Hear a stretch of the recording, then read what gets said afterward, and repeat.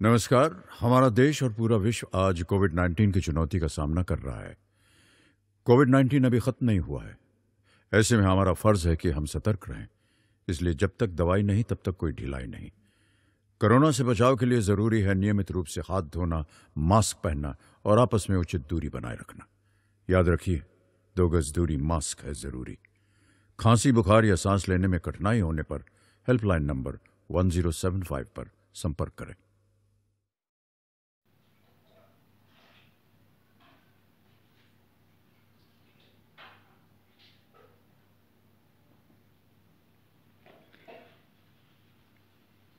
Dear student, आज हम कक्षा 11वीं का इकाई 1 का सत्र 3 पढ़ेंगे, शारीरिक परीक्षण। इस पाठ में हम पढ़ेंगे कि शारीरिक आकलन का क्या महत्व है व क्या उद्देश्य है। शारीरिक आकलन रोगी के बारे में जानकारी लेने का एक तरीका होता है जिसमें प्रत्यक्ष रूप से देखा व परीक्षण तकनीक के माध्यम से जानकारी प्राप्त की जाती है। शारीरिक परीक्षण शरीर की सामान्य शारीरिक व मानसिक स्थितियों को निर्धारित करने के लिए रोगी के पूरे शरीर या शरीर के हिस्सों का अध्ययन कर शरीर की संरचना और कार्य के बारे में जानकारी प्राप्त करते हैं। डियर स्टूडेंट्स, इसका मतलब ये होता है कि जब रोगी का हम शारीरिक आकलन करते हैं, फिजिकल असेसमेंट करते हैं, तो उसका मतलब हमारे ये होता है कि मरीज को हम प्रत्यक्ष और अप्रत्यक्ष दोनों रूप से उसकी जानकारी प्राप्त करते हैं। देखकर उसको हम जो बीमारी है तो उसको हम परीक्षण तकनीक के माध्यम से उस जानकारी को प्राप्त करने की कोशिश करते हैं। सामान्य शारीरिक व मानसिक स्थितियों को निर्धारित करने के लिए रोगी के पूरे शरीर के हिस्सों का परीक्षण किया जाता है। मतलब कि जो उसकी शारीरिक बीमारी है व जो उसकी मानसिक स्थिति है, वो कैसा सोचता है, क्या भाव हैं, वो उसकी हम परीक्षण करते हैं और साथ ही उसके शरीर की संरचना और कार्य के बारे में जानकारी प्राप्त करते हैं। मतलब जो उसकी शारीरिक बनावट है, बनावट मीन्स कि अगर कहीं उसको स्वेलिंग है, कोई गठान है, अलग से बॉडी पार्ट में कोई मसल्स डेवलप हो रही है या स्वेलिंग गठान हुई है, तो हमें वो परीक्षण टच के माध्यम से पता चल जाता है। और ये कार्य भी पता चलता है कि क्या उसका बॉडी फंक्शन काम कर रहा है, उसके हाथ पैर में कोई फ्रैक्चर तो नहीं हुआ है ना। तो इस तरह से उसके हम कार्य के बारे में जानकारी प्राप्त कर लेते हैं। फिर हमारा आता है उद्देश्य। शारीरिक आकलन करने का हमारा क्या उद्देश्य है? पहला, रोगियों के शारीरिक और मानसिक कल्याण को समझना। मतलब जो रोगी है उसके शारीरिक तो हम असेसमेंट के माध्यम से पता कर लिए हैं। अब मानसिक कल्याण को समझना, मतलब मानसिक का मतलब मरीज क्या सोचता है, कैसा सोचता है, मरीज अपना डिसीजन खुद ले पा रहा है कि नहीं, कि मरीज खुद कन्फ्यूजन में है ना, डाउट में रहता है कि मैं जो निर्णय ले रहा हूँ वो सही है कि गलत है। तो इस तरह से हम उसके मानसिक कल्याण को भी समझ लेते हैं। दूसरा, रोग का पता शुरुआती चरण में लगाना। शारीरिक आकलन का सबसे महत्वपूर्ण पॉइंट है कि अगर कोई रोग हो रहा है तो उसका शुरुआती चरण में, स्टार्टिंग में ही हम पता लगा लेते हैं कि इसको यह रोग है। रोग का कारण और सीमा निर्धारित करना। रोग का क्या कारण है, किस कारण से ये रोग जन्म लिया है और कितनी अवधि से ये है। रोग की स्थिति में किसी भी बदलाव को समझने के लिए कोई सुधार करना। अगर रोग की स्थिति में कोई बदलाव हो रहा है या बदलाव करना है तो उसके लिए हम क्या उपाय करेंगे? रोगी के लिए आवश्यक उपचार, नर्सिंग केयर करना। मरीज जब हमारे पास आ गया है तो उसके लिए हम क्या उपचार दे रहे हैं और नर्सिंग केयर क्या क्या प्रोवाइड कर रहे हैं। रोगी और उसके परिवार की सुरक्षा के लिए शुरुआती लक्षणों को ध्यान रखना, खास तौर पर संचारी रोग जैसे कि HIV। अगर रोग उसके पारिवारिक सुरक्षा के लिए है, जैसे कुछ बीमारियां ऐसी होती हैं जो संचारी रोग होती हैं, मतलब एक से दूसरे को बहुत जल्दी होती हैं, तो उससे मरीज की भी रक्षा करना और उसके परिवार वालों की भी रक्षा करना। जैसे कि HIV संचारी रोग है, ट्यूबरकुलोसिस TB एक बीमारी है जो संचारी रोग है, तो इससे मरीज की तो हमें केयर करनी ही है, साथ में उसके परिवारजनों की भी सुरक्षा करनी होती है। चिकित्सा अनुसंधान में योगदान करना। जब चिकित्सा ट्रीटमेंट दे रहे हैं और उसका हम रिसर्च कर रहे हैं उस बीमारी में, तो उसमें क्या हमें हेल्प मिलती है, क्या योगदान मिलता है और हमें क्या योगदान देना है। शारीरिक परीक्षण की तकनीकें। अब हम देखते हैं शारीरिक परीक्षण की कौन कौन सी तकनीकें हैं।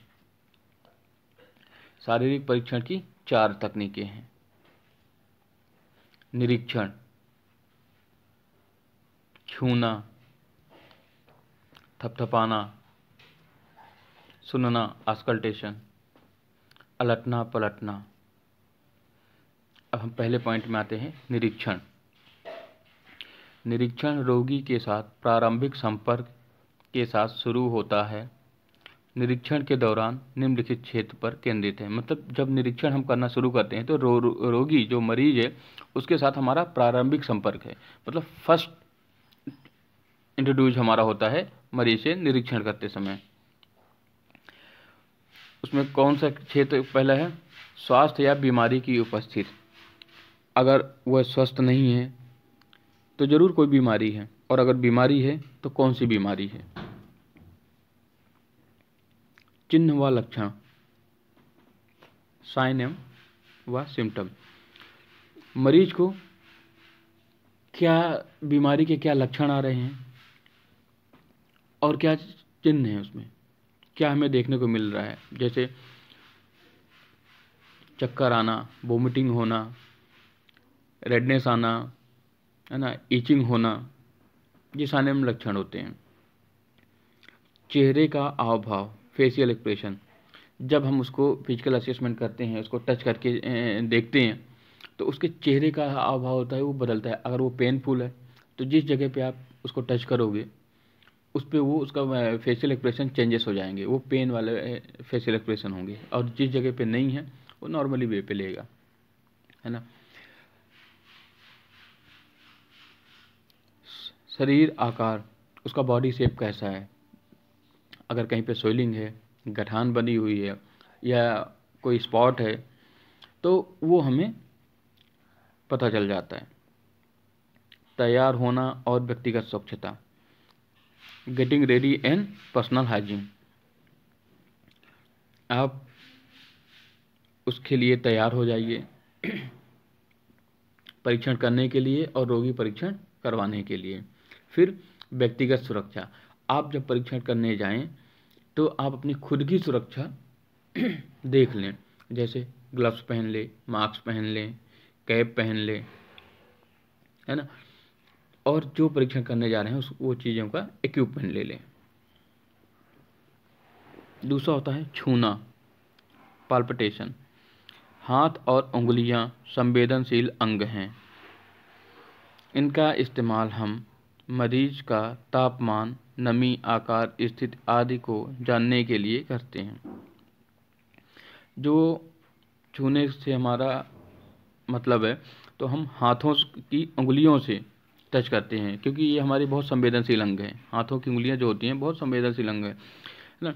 तो इससे जैसे हम बॉडी को टच करते हैं, अगर उसको फीवर है तो पता चल जाएगा कि हीट है, बॉडी गर्म है। तो आपको ऐसे भी अनुमान लग जाता है कि पेशेंट को बुखार है। नमी, अगर उसमें मॉइस्चर है, नमी जैसे पानी जैसे है, स्वेटिंग ज़्यादा हुई है, तो भी छूने से पता चल जाएगा। आकार कैसा है उसका, गोल है कि चौड़े आकार में है कि स्क्वायर में है ना, जैसे भी उसका आकार होगा। स्थिरता, एक जगह स्थिर है कि उसमें हलचल है, आदि को जानने का कोशिश करते हैं। तीसरा पॉइंट आता है थपथपाना, परक्यूशन। अंग को अंगुलियों से थपथपाकर पैदा हुए वाली ध्वनि से आंतरिक अंग की स्थिति जानने के लिए शरीर की पर उंगलियों से थपथपाकर ध्वनि उत्पन्न करने की प्रक्रिया है। जैसे कि जो हम उसको टच करते हैं तो उसको हम थपथपाते हैं, उसके पीठ पे अपनी उंगलियों को, या कि उसके एब्डोमिनल रीजन पे उंगलियों को, है ना, थोड़ा सा थपथपाने की, उसको थपथपाकर जो उससे आवाज़ पैदा होती है उस साउंड को सुनते हैं। अगर उसमें गैस्ट्रिक साउंड आ रहा है, ढमढम की आवाज़ आ रही है, ढमढम की आवाज़ मतलब वो गैस्ट्रिक पेन है। एक एग्जांपल के तौर पे, जैसे आप अभी बैंड बजाएं या ढोलक, है ना, उसको जैसे ही बजाते हैं तो उसमें ढमढम की आवाज़ आती है, और अगर वो कहीं से थोड़ा सा उसमें छिद्र होता है तो उसमें फटफट की आवाज़ आना शुरू हो जाती है, राइट।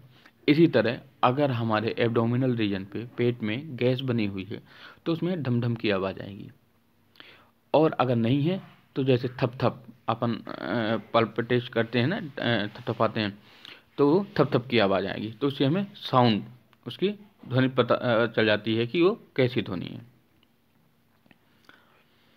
इसके बाद हमारा आता है सुनने की प्रक्रिया। सुनने की प्रक्रिया मतलब ऑस्कल्टेशन।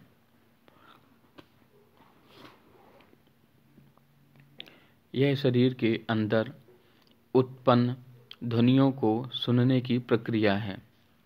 सुनने की प्रक्रिया आमतौर पर एक स्टेथोस्कोप की मदद से की जाती है।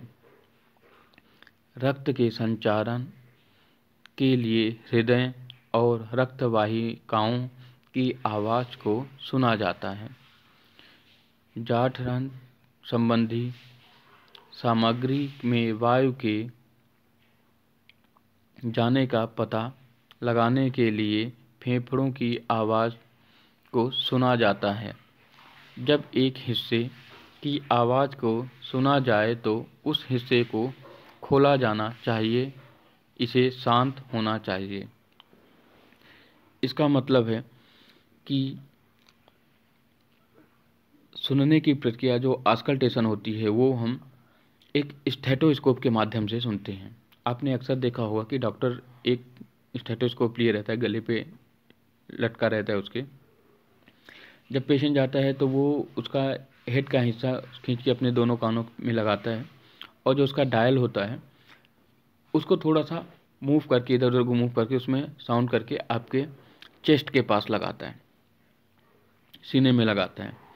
तो इससे ये हुआ कि जो आपके हार्ट बीट है, हार्ट का साउंड है, पहला तो वो सुनता है, फिर दोनों चेस्ट में लगा के सुनता है कि एयर की एंट्री, आपकी ऑक्सीजन की एंट्री दोनों तरफ से बराबर है। आपको खांसने के लिए भी बोलते हैं, तो जो एयर एग्जिट होता है वो भी दोनों चेस्ट से बराबर आ रहे हैं, ठीक है। और जो उसमें एक तरफ से खोला या बंद किया जाता है, उसमें ये होता है कि अगर डायल के पास एक स्प्रिंग जैसा होता है, उसको मूव कर देता है तो वो फ्रंट बड़े डायल से साउंड आते हैं, और अगर उसको क्लोज कर दे तो जो छोटा उसके पीछे डायल होता है उससे वो साउंड आने लगता है। तो हम जब किसी का साउंड सुनते हैं, ऑस्कल्टेट करते हैं, तो बड़े डायल की ओर उसको ओपन करते हैं, है ना। और इसको ऑस्कल्टेट करने का मतलब मैंने अभी आपको बताया कि हमारे बॉडी के अंदर ऑक्सीजन की एंट्री हो रही है कि नहीं, और दोनों फेफड़ों में बराबर ऑक्सीजन की एंट्री हो रही है। इसके लिए हमें इसको ऑस्कल्टेशन करते हैं।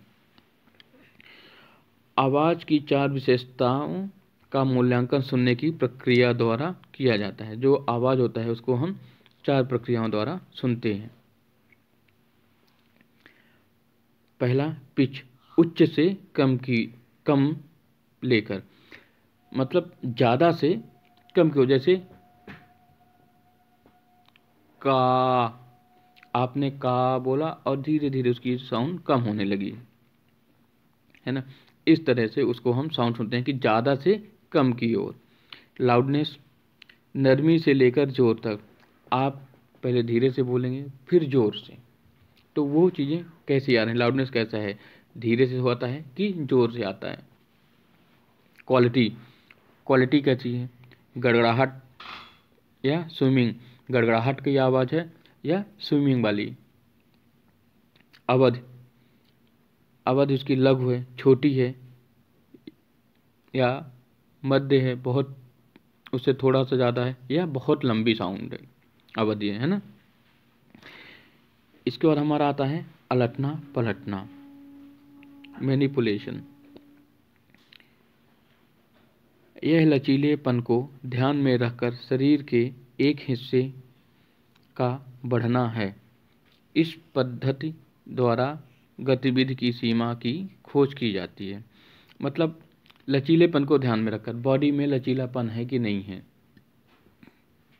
हम जैसे सामने से पहले उसका फिजिकल एग्जामिनेशन कर लिए, उसको एक टेबल पे लिटाकर, उसके बाद उसके हम बैक को, उसके कमर के हिस्से का परीक्षण करना है, तो हम उसको थोड़ा सा मूव करेंगे। जब हम उसको राइट साइड या लेफ्ट साइड मूव करेंगे तभी हम पीछे का ऑब्जर्वेशन या निरीक्षण कर पाएंगे, है ना। तो उसमें उसके टाइटपन है, हार्डनेस है या लचीलापन है, इसको देखने के लिए हम उलटने पलटने का, मैनिपुलेशन का उपयोग करते हैं। Right student,